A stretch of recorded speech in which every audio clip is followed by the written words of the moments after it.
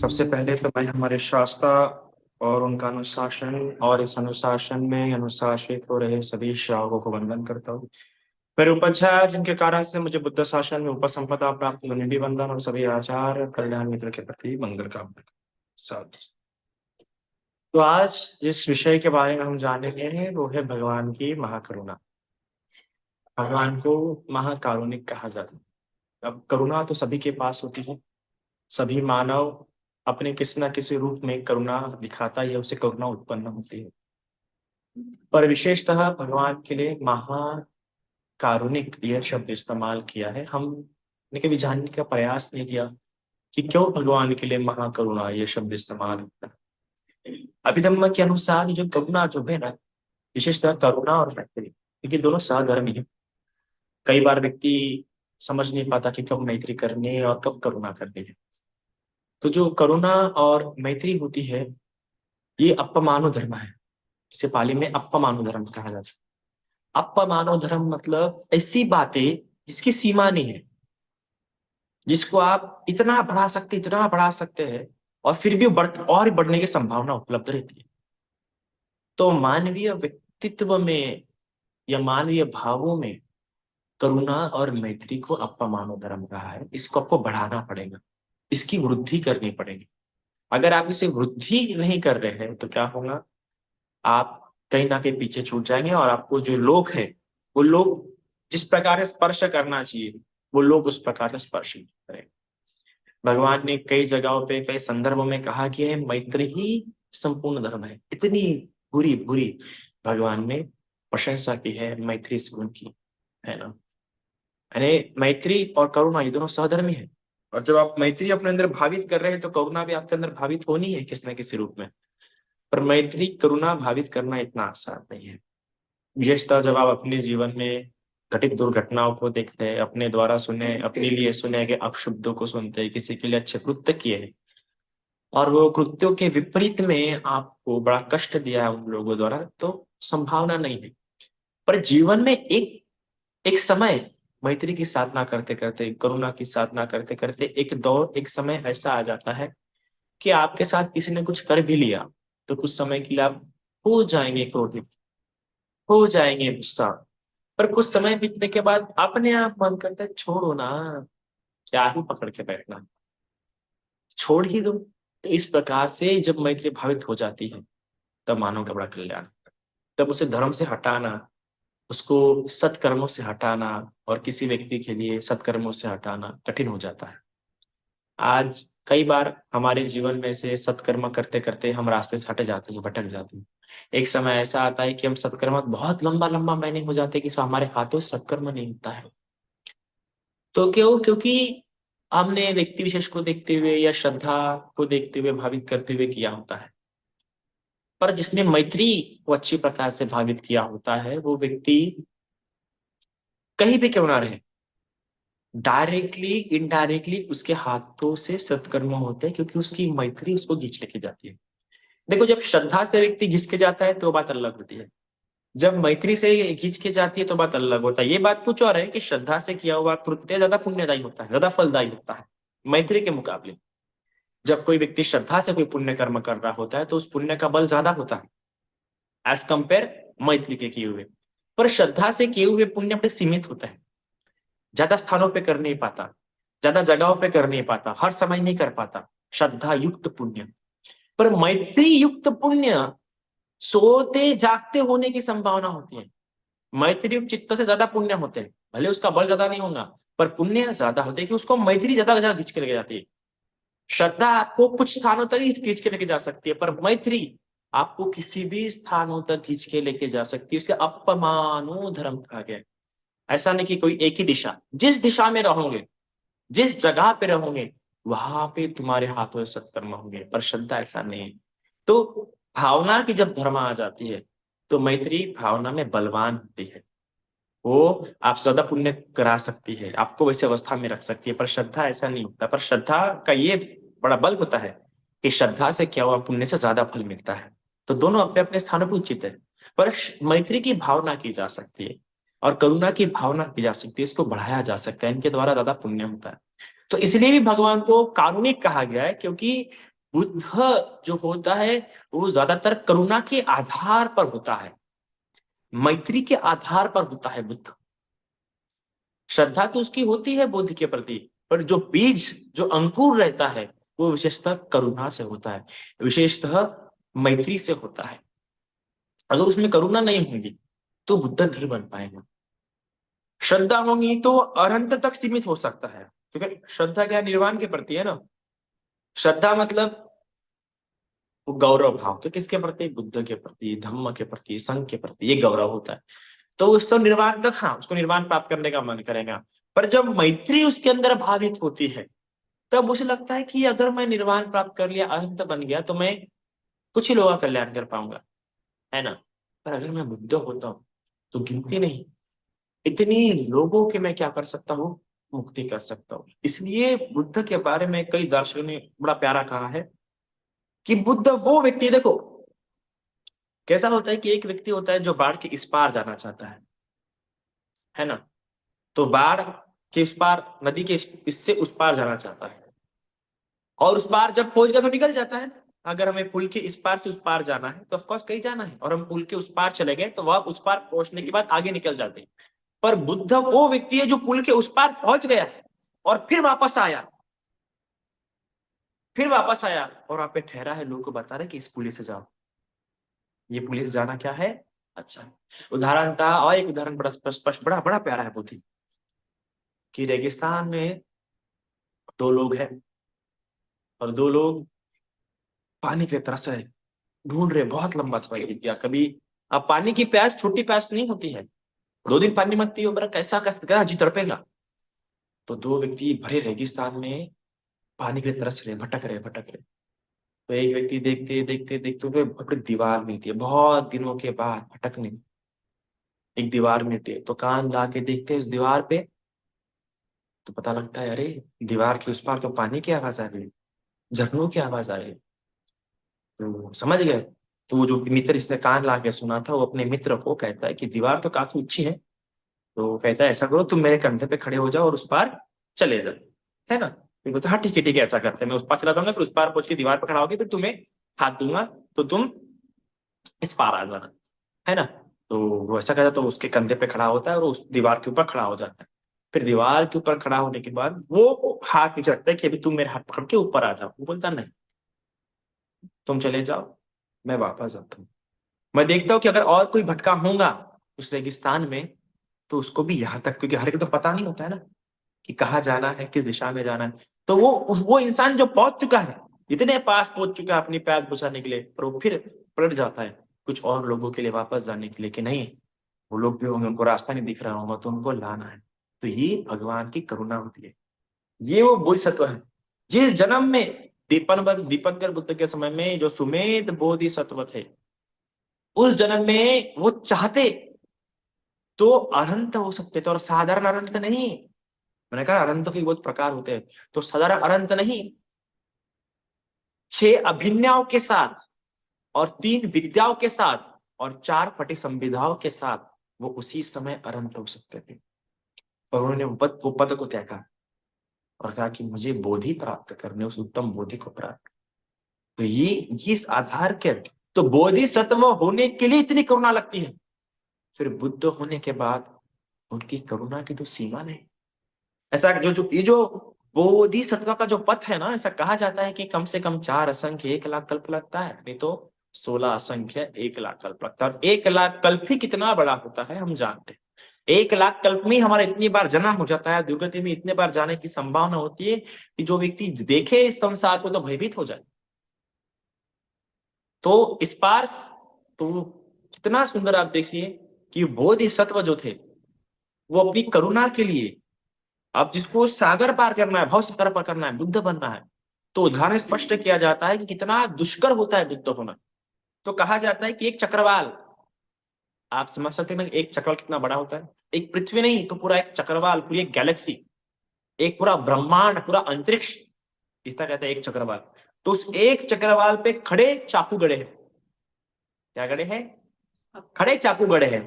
और एक कोने से चल के दूसरे कोने तक पहुंचना मतलब बोधिसत्व का पथ होता है। इस पथ को कौन समझे? महाज्ञानी लोग। इसलिए वो लोग बोधिसत्व का बहुत आदर करते हैं, उस करुणा का इतना आदर करते हैं। करुणा ही तो चाहिए ना। इस पद से लेकर, अरे हम एक माता के रूप में, एक पिता के रूप में कितना त्याग करते हैं। हम समझ सकते हैं कि वो त्याग कितना बड़ा त्याग है, बस वो करुणा नहीं होती उस त्याग में, आसक्ति होती है। आसक्ति के कारण से त्याग थोड़ा सा आसान हो जाता है ना, क्योंकि हमारे बेटे हैं। जितना त्याग एक माता, एक पिता अपने बच्चों के लिए कर सकती है, उतना त्याग किसी और के बच्चों के लिए संभव नहीं है। तो वो आसक्ति है, क्योंकि अपना बेटा है, अपना है तो दिख दिख के कम लगता है। लेकिन जो महाकरुणा है, जिसका कोई संबंध नहीं संसार से, इस संसार के लोगों से वो चाहता तो मुक्त हो सकता था, कोई संबंध नहीं, कोई आसक्ति नहीं, कोई बंधन नहीं। बंधन रहा तो खींच के लेके जाना पड़ता है किसी व्यक्ति को, आसान भाई मैं चल रहा हूँ तो इसमें लेके चलना है, तो मजबूरी होती है आसक्ति की बंधन, क्योंकि हाथ बंधे हुए, घिस घिस लेके जाओ। मैं रुका, ये रुका तो मुझे भी रुका रहना पड़ेगा, तो घिंच के लेके जा सकता है बंधन में। पर करुणा में तो कोई बंधन है ही नहीं, फिर भी अपने बाहू का इस्तेमाल करके वो सबको उठा के लेके चल रहा है, घींच के भी। उसके हाथ दुखने वाले, उसके पैर दुखने वाले, पर वो लेके जा रहा है। ये होती है महाकरुणा, छोटी बात नहीं होती।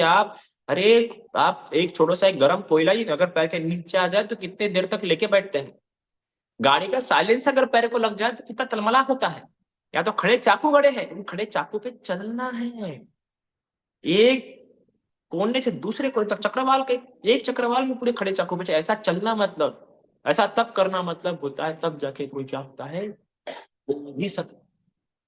कितने जन्मों में अपने पुत्रों की उन्होंने मृत्यु देखी है, कितने जन्मों में अपने माता पिता का दुख देखा है उन्होंने। वो शब्द छोटे नहीं थे जब भगवान ने कहा था कि आकाश गंगा में तारे कम हो जाएंगे, लेकिन मैंने जितने नेत्रों का दान दिया है, ये आकाश गंगा उसका आगे कुछ भी नहीं। ये दान दिया है, त्याग दिया है। अपने रक्त का इतना उन्होंने दान दिया है कि 4 महासमुद्र का पानी गिन कम पड़ जाए, पर भगवान के रक्त का ये बोधि होती है। इस बोधि के लिए क्यों? क्योंकि लोग मुक्ति होंगे। और सही में ना, जब आज हम इस सद्धर्म के अनुसार जीवन जीते हैं तो लगता है वो कितना सुंदर धर्म है, ओहो कितनी सुंदर शिक्षा है। आम्रपाली जो गणिका थी, मुझे हमेशा वो शब्द बड़े याद आते हैं कि आम्रपाली जो गणिका थी, कितने सुंदर शब्द निकले जब वो मुक्त हुई। उसने क्या सुख नहीं देखा होगा, गणिका होने पर राजमहल में रही है वो, घर क्या सुंदर उसके नयन, केश, त्वचा इतनी सुंदर कि हर पुरुष उसके तरफ आकर्षित होता था, जो इच्छा करे उसे वो प्राप्त होता था। वो भी इतना सारा सुख भोगने पर, इतनी सुंदरता भोगने के बाद भी जब अनंत होती है तो क्या वचन निकलते हैं कि अरे सत्यवादी बुद्ध के वचन कभी गलत नहीं होते। ये बोध होना चाहिए भगवान की शिक्षा का, और ये बोध के लिए तो उन्होंने इतनी पारमिता पूरी की है। एक तो वो स्पर्श होता है, वो बोध होता है भगवान की शिक्षा का, तो इसलिए वो बोधिसत्व होते, इसलिए उनकी महती बोधिसत्व होते हुए उनकी करुणा ऐसी थी। फिर जब बुद्ध हुए, तो बुद्ध हुए तो उनकी करुणा किसमें दिखती है कि अपने घर तक नहीं रहे, अपने विहार तक नहीं रहे, अपने चीजों तक नहीं रहे। देखते थे रोज सुबह, अवलोकन करते थे कि किसे धर्म की आवश्यकता है। ये उनकी करुणा समापत्ति थी। करुणा समापत्ति हम लोग भी ध्यान कर सकते हैं, पर उतना बल नहीं है ना हमने करुणा। जो करुणा समापत्ति का ध्यान करता है उस व्यक्ति को दिखता है कि किसको उसकी आवश्यकता है, और वो बराबर उनकी ओर गिर चला जाता है। तो करुणा समापत्ति के आधार पर वो सुबह खाने के बाद वगैरह ऐसे, खाने के पहले वगैरह ऐसा अवलोकन करते थे, इसे बुद्ध किच्चा कहते हैं, बुद्ध कृत्य होता है। तो हम भी इतना पुण्य करना चाहिए बुद्ध शासन में कि अगर हम बुद्ध के समय में कभी उत्पन्न हो तो उनकी करुणा समापत्ति से हम दिखे उनको, और लगी उनको कि इसको मेरी आवश्यकता है। तो करुणा समापत्ति के आधार पर बुद्ध होने पर सुबह सुबह देखते थे कि किसे धर्म की आवश्यकता है, तो एक एक इंसान के लिए वो इतना दूर से चल के जाते थे। कहा देखो ना, पावा में हुआ तो पावा से कुशिनारा जाएंगे, कुशिनारा हुआ तो फिर कहीं और जाएंगे, मगध, फिर मगध से फिर कौशल्या, हमेशा घूमते रहे, चलते रहे। हमें करुणा का बल, क्या आवश्यकता थी उनको जाने की, चलने की। एक एक इंसान के लिए, एक एक व्यक्ति के लिए वो चले जाते थे। ये उनकी करुणा समापत्ति के द्वारा देखने के कारण। वो मथ कुंडलक बिस्तर पे लेटा हुआ था, फिर भी भगवान गए। तो ये भगवान बुद्ध की करुणा का बल था, और भगवान ने उन सभी को मुक्त किया। ऐसा कहा जाता है बुद्ध के बारे में कि घोर अंधेरा हो, घोर अंधेरा, और उस अंधेरे में अगर एक भी जुगनू हो, एक जुगनू के समान भी अगर क्या हो, प्रकाश हो, एक घोर अंधेरा, घोर ब्रह्मांड समान घोर अंधेरा है, और एक जुगनू समान भी क्या हो, प्रकाश हो, तो बुद्ध उसको भी देख सकते हैं और उसको भी उस अंधकार से निकाल सकते हैं। समझ जाओ, आप नागपुर में हैं और जुगनू का प्रकाश मुंबई के किसी कोने में है, दबा हुआ एकदम, क्या दिख सकता है आपको? तो जो देखना कितना कठिन होगा, बुद्ध अपनी करुणा समापत्ति से वो भी देख सकते हैं, और वो भी दिख गया ना, तो भगवान उसको भी वहां से निकालने के लिए पूरा प्रयास करते हैं और निकाल पाते हैं। पर उतना तो ही प्रकाश होना चाहिए तो ही बुद्ध निकाल पाएंगे, वरना निकाल नहीं। और देवदत्त के विषय में वही गलती हो गई थी। जो देवदत्त था वो इतना मल में गिर गया था, इतना उस दलदल में डूब गया था कि उसके सर का एक बाल तक नहीं दिख रहा, इतना डूब गया था दलदल में। अगर उसके सर का एक बाल तो भी दिखा रहता ना, अगर एक बाल तो भी उस दलदल के ऊपर होता, तो भगवान की करुणा में, भगवान की प्रज्ञा में, भगवान में इतना सामर्थ्य कि वो एक बाल भी उनको दिख जाता, और वो एक बाल से भी उसको फिर से उतने दलदल से निकाल पाते। पर देवदत्त में वो नहीं था, और इसे कहते हैं बुद्ध का पुरुष इंद्रिय ज्ञान, कि पुरुष को इस प्रकार जान लेते हैं। हम में भी इस प्रकार से कुशल धर्म होना कि भगवान की दिखे, हम निकालने के लिए कुछ तो चाहिए ना, जो दलदल में पूरा डूब चुका है, उसे कैसे निकालूंगे? पर भगवान में इतना बल है, भगवान का इतना बल है, इतनी करुणा का बल है, इतना पुरुष इंद्र का बल है कि एक बाल भी होगा ना सर का, दिखेगा बाहर, तो उससे भी भगवान किसी को निकाल सकते। ये भगवान को ऐसे पुण्य होने चाहिए शासन में, कि भगवान को दिखे कि हमने भी इस शासन में कुछ पुण्य किया है कि हमारे लिए आ सके, ये हमारे लिए किसी को रख सके कि जाओ इसको, इसको मुक्ति हो सकती है, इसकी मुक्ति संभव, इसको मुक्त करा दो। तो अगर आप में वो गुण ही नहीं होगा, तो मुक्ति की दो बातें होना बहुत आवश्यक है।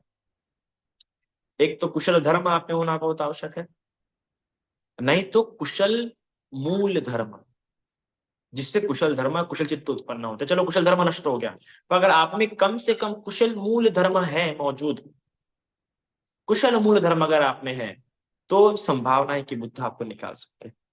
क्योंकि आप में संभावना है कि आप बार बार आपके मन में कभी ना कभी कुशल चित्त उत्पन्न हो। इतना तो भी भाव होना चाहिए कि मन में, अगर जिसके मन में इतना तो भी आता है कि मैंने, चलो यार बहुत दिन से धर्म नहीं सुना है, या कम से कम इतना आता है कि यार बहुत दिन से कोई दान नहीं किया, इतना तो भी किसी में आता, तो समझ जाओ कि उसके चित्त में कुशल मूल धर्म मौजूद है। अगर ये भी नहीं आता होगा, सिर्फ अपने ही संसार में बिछे रहने का, अपने ही संसार में अड़के रहने का मन कर रहा है, तो समझ जाओ वो अपने कुशल मूल धर्म को नष्ट कर रहा है। और ऐसा व्यक्ति जब बुद्ध उत्पन्न होंगे तो उनके लक्ष्य में ही नहीं आएगा, उनके दृष्टि में ही नहीं आएगा। हमें ऐसे ऐसे कर्म करने हैं, या ऐसे संकल्प करने हैं, ऐसे पुण्य कर्म करने हैं कि जब बुद्ध उत्पन्न हो तो उनके दृष्टि में हम आए, ताकि वो हमें तार सके, वो हमें निकाल सके। वरना भगवान के समय में ऐसे भी लोग थे कि विहार के बाजू में घर था, विहार के बाजू में घर था, वहां से आए दिन भिक्षु आते जाते थे। सोचो कितने बड़े बड़े लोग आते होंगे, राजा तक आते थे भगवान बुद्ध के विहार में। तो कितना आश्चर्य होना चाहिए मन में कि राजा जा रहे, इतने बड़े बड़े भिक्षु जा रहे, इतने बड़े बड़े ब्राह्मण लोग जा रहे बुद्ध से मिलने, तो हमने भी जाना चाहिए। आता है, किसको भी ख्याल आता है कि इतने बड़े बड़े लोग जा रहे हैं मिलने के लिए, तो मैंने भी जाना चाहिए। वो इंसान कभी नहीं, कभी नहीं गया, क्योंकि उससे कुशल धर्म ही नष्ट हो गए। और इतने भगवान इतने दूर दूर गए, इतने दूर दूर गए धर्म बताने के लिए, अकेले अकेले व्यक्ति के लिए, पर उसके पास कभी नहीं गए। क्यों नहीं गए? क्योंकि उसमें कुशल मूल धर्म ही नहीं था। कि धर्म को समझने के लिए कुछ तो चाहिए ना, कुछ तो चाहिए। ऐसे भी उदाहरण मिलते हैं कि एक व्यक्ति था जो भगवान के पास आया, भिक्षु बना, पर भगवान को छोड़ के गया। भगवान ने उसे प्रकाश चमत्कार करके दिखाया, और वो वो जो प्रतिहार है, जो चमत्कार करके दिखाया, बहुत रेयर है। हर बुद्ध ज्यादा करके नहीं दिखाते, कोई कोई बुद्ध 3 बार दिखाएंगे, कोई कोई बुद्ध एक ही बार दिखाएंगे। तो कैसा होता है वो, आधा शरीर जलता हुआ आसमान में उनके, आधा शरीर जलता हुआ दिखाते, आधा शरीर बर्फ से ढका दिखाते हैं, फिर इतना शरीर जलता हुआ दिखाते हैं और इतना शरीर बर्फ से ढका हुआ दिखाते हैं। ऐसे भिन्न भिन्न तरीके से शरीर जलता हुआ ढका हुआ दिखाते हैं। एक साथ दो दो करना आसान नहीं है। कोई व्यक्ति एक कर सकता है, एक तो जलता हुआ दिखाएगा तो ठंडा दिखाएगा, पर बुद्ध ने दोनों दिखाई। ये बहुत डिफिकल्ट प्रतिहार्य है, इसको करके दिखाया, फिर भी वो भगवान के धर्म को छोड़ के गया। तो आप विचार कर सकते हो। तो कुशल मूल धर्म, अरे जमीन कितनी भी अच्छी क्यों ना हो, अगर बीच में गुण ही नहीं है पौधा बनने का, तो कोई अर्थ आएगा क्या? वो बीज होना आवश्यक है। वही प्रकार कुशल मूल धर्म व्यक्ति में होना बहुत आवश्यक है। वो कुशल मूल धर्म हमारा नष्ट नहीं होना चाहिए, उसका प्रयास होना चाहिए। और जिस व्यक्ति में ये बात होती है, कम से कम माता पिता का सम्मान करता है, उसे धर्म सुनने की इच्छा होती है, और कम से कम दान करने की इच्छा होती है, ये तीनों में से एक भी गुण रहेगा, विशेषतः धर्म श्रवण करने का या फिर दान करने का, भिक्षु संघ को या बुद्ध धर्म में, भगवान की शिक्षा में, उस व्यक्ति की कुशल धर्म नष्ट नहीं हो सकता। क्योंकि भगवान देखते हैं ना, कभी कभार भगवान भगवान बताते अपने पुरुष इंद्रिय ज्ञान से कि मैंने देखा है, मैं कभी कभार अपने चित्त से दूसरों के चित्त जानता हूँ कि अरे इसमें कुशल धर्म भी है, कुशल धर्म भी है। फिर किसी और रोज किसी और दिन देखता हूँ कि अरे इसके तो कुशल धर्म नष्ट हो गए, सिर्फ अकुशल धर्म है, तो उसका कुछ नहीं किया जा सकता। देखते कि अरे इसका कुशल मूल धर्म नष्ट हो गया। तो अपने जीवन की स्थितियां इस स्तर तक मत आने दो। अपने चित्त की उजुता, अपने चित्त की करुणा, अपने चित्त की मैत्री इस स्तर तक मत आने दो कि आप कुछ भी गलत काम कर बैठो, आप कुछ भी हानि कर बैठो, आप कुछ भी नुकसान कर बैठो, और इस बुद्ध शासन में आपका मुक्ति ना हो सके। इस बात की सावधानी रखो और भगवान की करुणा में रहो। क्योंकि भगवान की जो करुणा है, भगवान का जो ज्ञान है, जो लोक विदु ज्ञान है, वो करुणा के आधार पर है। तो इस संसार को जब देखते हैं तो करुणा से देखते हैं, और करुणा से देखने के कारण भगवान खुद चल के जाते हैं। तो हम उनके करुणा के तो पात्र रहे, इतना तो भी हमें गुण धर्म होना चाहिए। और अगर नहीं, हम खुद धर्म नहीं धारण कर रहे, किसी और को भी रोक रहे, धर्म से दूर कर रहे हैं, तो हम उनके करुणा का पात्र ही नहीं रहे। हमने करुणा का पात्र रहना चाहिए। अगर हम करुणा के भी पात्र हैं, कम से कम इतना तो जीवन होना चाहिए कि कोई हम पे करुणा कर सके। कि कुछ लोग ऐसे भी होते हैं जिनको देख के ऐसा गुस्सा आता है कि और मारो इसको, मन करता है ना और मारो इसको, चप्पलों से डंडे से मारो, डंडे से नहीं। वैसा जीवन नहीं होना चाहिए। तो भगवान की करुणा तो बहुत बड़ी होती है। तो हमारा जीवन धर्म में ऐसा होना चाहिए कि भगवान की करुणा थोड़ी सी भी गिर जाए, हम उसकी करुणा के पात्र होने चाहिए, तो हमारा जीवन बड़ा लग जाता है। अरे जिसने भगवान का हाथ पकड़ लिया उसका तो जीवन, कहते हैं ना, तुम्हारे साथ श्री रघुनाथ तो किस बात की चिंता, शरण में रख दिया फिर माता तो किस बात की चिंता। इस प्रकार के जीवन होना चाहिए कि रख दिया है, अब यहाँ आ ही गए हैं तो ऐसा ही जीवन जीना है। ऐसा जीवन नहीं जीना है कि करुणा भी भगवान की हम पे ना हो पाए। और होते इस संसार में ऐसे पाप कर्म भी होते हैं, इस संसार में हमारा हृदय ऐसा बन जाता है कि हम करुणा के लिए अपात्र हो जाते हैं। ऐसा जीवन बिल्कुल ही मत जियो। जीवन ऐसा जियो कि भगवान की करुणा कर, क्योंकि भगवान ने हमारे लिए ही तो पारमिता पूरे किया, हमारे लिए तो बोधि, उस बुद्धत्व व सम्यक संबोधि प्राप्त करने की इच्छा उत्पन्न की कि हम भी कुछ बने उनके लिए, कि हाँ भगवान आपने जिन लोगों के लिए प्राप्त किया है हम भी उन लोगों में सहभागी हो, हम भी उन लोगों में शामिल होते हैं। ऐसे भगवतो शावक संग, ऐसे भगवान के शावक संग में हम भी शामिल होना चाहते हैं। क्योंकि भगवान आपको खींच के नहीं ला सकते, आपके मन में होना चाहिए, किसी तो भी जन्म में आपने प्रकट किया होना चाहिए कि मुझे भगवान का श्रावक होना है, और मैं इस श्रावक तत्व से नष्ट नहीं होना चाहता, भ्रष्ट नहीं होना चाहता। ये गुण धर्म आपके हृदय में हमेशा होना चाहिए। फिर आप किसी धर्म में उत्पन्न हो, किसी जाति में उत्पन्न हो, किसी व्यवस्था में उत्पन्न हो, दरिद्र हो या धनवान हो, आपका कारवां चलते रहे, आपका कारवां आते रहेगा, और आप करुणा के पात्र बनते रहे। तो इसलिए भगवान के सद्धर्म में, भगवान के इस शासन में, भगवान के करुणा पात्र होने के लिए अपने कुशल धर्म और कुशल मूल धर्म को नष्ट मत करो, क्योंकि वो नष्ट हो गए तो ना घर के रहेंगे, हाँ घाट के रहेंगे, ना घर पे जगह मिलेगी और ना उस घाट में जगह मिलेगी। प्रेत योनि में, असुर योनि में, निरय में क्या होते रहेंगे, भटकते रहेंगे। और गलती से सुगति में उत्पन्न भी हो गए तो वहां भी प्रमाद करोगे, तो प्रमाद करने के कारण से वहां से भी कभी ना कभी च्युत हो के नरक में जाओ। तो इसलिए अपने आप को करुणा पात्र बना के रखो, और हम कैसे करुणा पात्र बने रह सकते हैं, कैसे मैत्री पात्र बने रह सकते हैं, उसका विचार। तो इतना आज के लिए काफी है। सावन